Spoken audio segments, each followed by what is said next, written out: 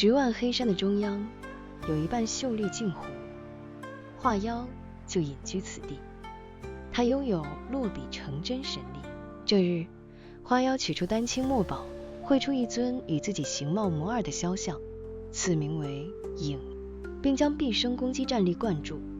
念完生成提示咒后，下令说：守住镜湖，方圆10里内，擅长者杀无赦。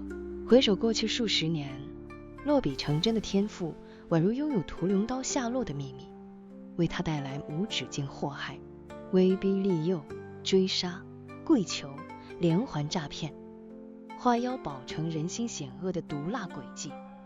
有一次，权贵逼他绘制大批战争兵器，此生唯一知己执笔师云逸，为护他而殒命。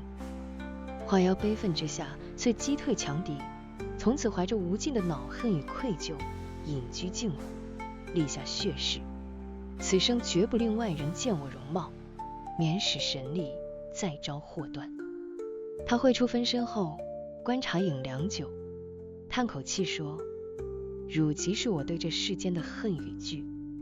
数年间，影恪守职责铁律，冷酷威名令闯入者胆寒，甚至影竟然执行命令之外的行动，私下潜行，偷偷寻找仇家狙杀。影成为血腥的杀人机器。镜湖的画妖在孤寂中作画，笔下见识锋芒，为胜温柔；而湖外的影日夜浸染风雪与杀伐，气质愈发凌厉孤绝。一日，年轻画师程踏上险境，面对盘坐树巅、杀气凌厉的影，恭敬说：我无意夺宝，只想请教绘画笔意。影冷然不语，立刻拔剑出手。程踉跄闪躲，后背中了一刀，运气好，剑气只扫裂包袱，滚落的杂物中有一幅残破画卷。影的目光触及画卷瞬间，其内属于画妖的记忆与情感如冰湖崩裂，那画风，那灵韵，与100年前刻骨铭心的气息同源共鸣。来者何人？影喝问。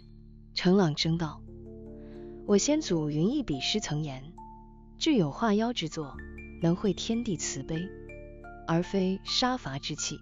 我此行不为所求，只为归还此画，并问一句：您可还记得当初的笔意？影的身形凝滞了，格杀的命令在脑海中咆哮，但一股更深层来自画妖本源的愧疚与悲伤，暖流般冲击着他冰冷的铁律。他守护的是画妖的伤痛，而眼前之人正是那伤痛源头的延续与叩问者。沉默良久，影侧开了冷酷身躯，为程让出了一条通路。这是背叛咒令吗？还是在他由恨与惧构成的核心中，属于爱与遗憾的本源记忆，可以第一次战胜的后天的指令？程进入幽谷，见到了温润如玉的画妖。程展示画卷，表明身份后，妖府画哀痛，100年的孤寂与自责决堤而出。他神情恍惚，引程至镜湖，指着2人倒影：看，我和你，天涯知己。程立即摇手道：担当不起，妖先生，我不是云逸，你也不是你。画妖全身一震，如遭雷击，喃喃问道：你是如何进来？他竟未阻你，难道影也不是影？后面那句像是在问自己。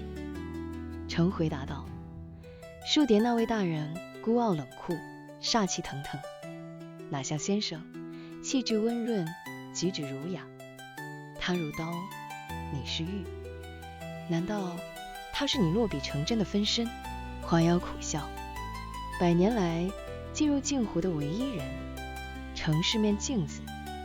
他从镜子看到自己走出创伤，世人也遗忘花妖，但是他创造出的影、恐惧、报复与攻击性却越加具象化。影是堡垒，待他面对世界的恶意，所以他才能安住镜湖静养修行。100年来方圆10里的禁地之居，不仅隔开世人，也隔开他与影的关系。更加可怕的是，时间把他和影淬炼成2个截然不同的个体。漫长的孤独岁月，这分身竟然……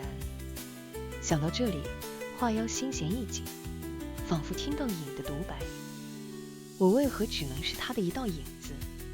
这具充满力量的身躯，难道不能拥有自己的意志？